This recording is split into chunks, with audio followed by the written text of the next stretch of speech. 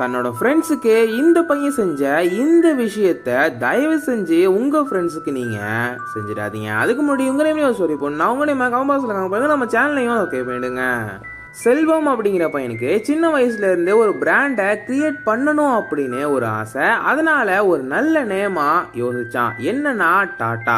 இந்த நேமை வச்சு டாடா செல்வம் அப்படின்னு ஒரு பிராண்டையே கிரியேட் பண்ணணும் அப்படின்னு இருக்கான். அவனுக்கு டக்ஸ்னா ரொம்ப பிடிக்கும். அதனால டாடா டக் ஹவுஸ் அப்படின்னு சொல்லிட்டு ஒன்று ஸ்டார்ட் பண்றான். இதை செல்வம் வேலை பார்க்குற ஒரு ரப்பர் இண்டஸ்ட்ரியில் இருக்கிறவங்களாம் சொல்லி சொல்லி கிண்டல் பண்ணுவாங்க.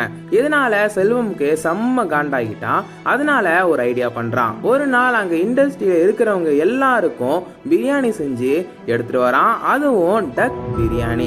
அங்க இருக்கிறவங்களாம் செல்வம் மறுபடியும் கிண்டல் பண்ணிட்டு பிரியாணிய சாப்பிடுறாங்க. செல்வம் எதுவும் சொல்லாம அமைதியா கேட்டுட்டு இருக்கான்.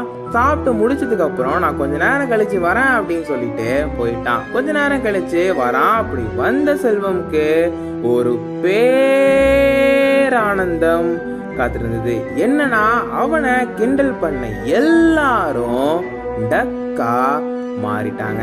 அவங்கள தூக்கி சாக்குல போட்டுட்டு அவனோட டாடா டக் ஹவுஸ்க்கு கொண்டு போய் விட்டுட்டான். அப்படி விட்டதுக்கு அப்புறம் என்னையாடா நீங்க கிண்டல் பண்ணீங்க, டாடா டாடா செல்வம் அப்படின்னு சொல்லுறான்.